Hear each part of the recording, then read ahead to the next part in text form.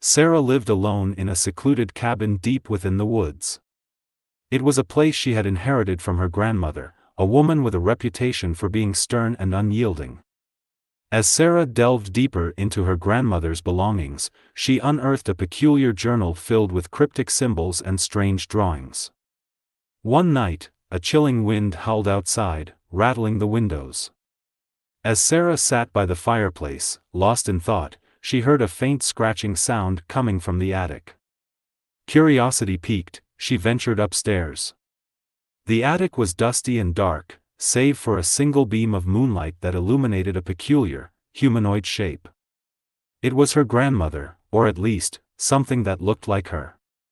The figure's eyes, once filled with warmth and wisdom, now burned with an eerie, otherworldly glow.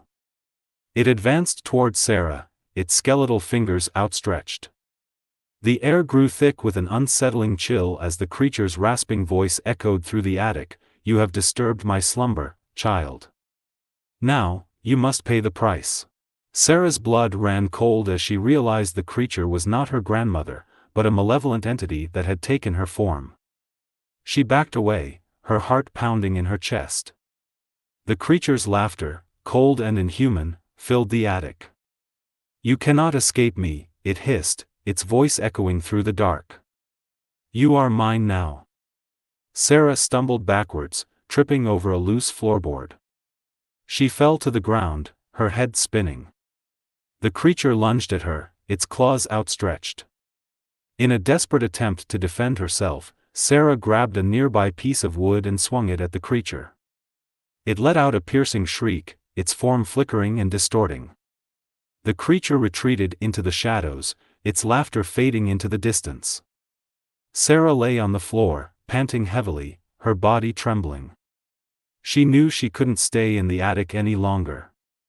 She had to get out of the house, away from the creature.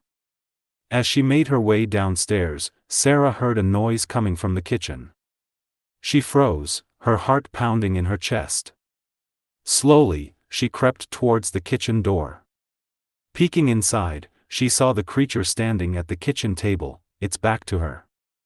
The creature was holding a knife, its eyes glowing with an unnatural light. It was preparing to do something terrible. Sarah knew she had to stop it. She grabbed a heavy vase and threw it at the creature. The vase shattered, striking the creature in the back. It let out a blood-curdling scream and turned to face Sarah.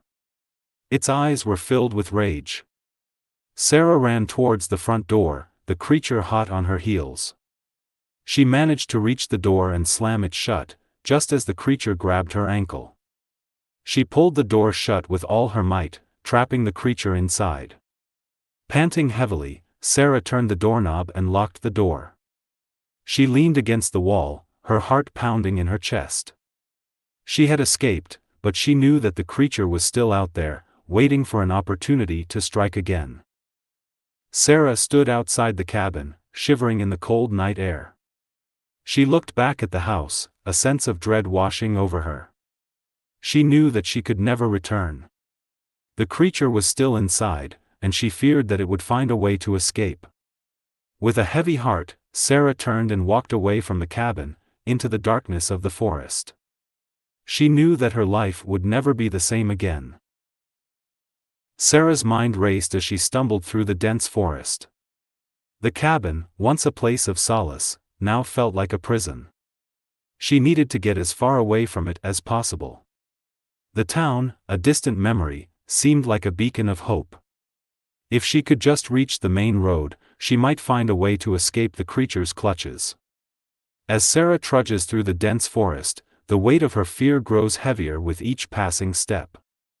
The trees seem to close in around her, their gnarled branches reaching out like skeletal fingers. A low growl echoes through the undergrowth, sending a shiver down her spine. She quickens her pace, her heart pounding in her chest. The darkness of the forest seems to swallow her whole, making her feel utterly alone and vulnerable. A sudden rustle in the bushes startles her, and she whirls around, her eyes wide with terror. A pair of glowing eyes pierces the darkness, revealing the silhouette of a large, shadowy figure. Sarah's breath catches in her throat as she realizes it's the creature from the cabin, its form distorted and monstrous. It lets out a blood-curdling scream and charges towards her. Sarah's heart pounds in her chest as she turns to run. She sprints through the forest, her legs burning with exertion. The creature is close behind, its guttural roars echoing through the trees. She stumbles over a fallen branch, losing her balance and falling to the ground. The creature looms over her, its shadow blocking out the moonlight. Sarah scrambles to her feet, her eyes filled with terror. Just as the creature is about to strike, a blinding light fills the forest. A figure emerges from the darkness, wielding a glowing staff. With a powerful swing, the figure strikes the creature, sending it flying through the air. It crashes into a nearby tree, its form dissolving into a cloud of smoke. The figure turns to face Sarah, a look of relief on its face. "Are you all right?" the figure asks. Sarah nods, her voice trembling.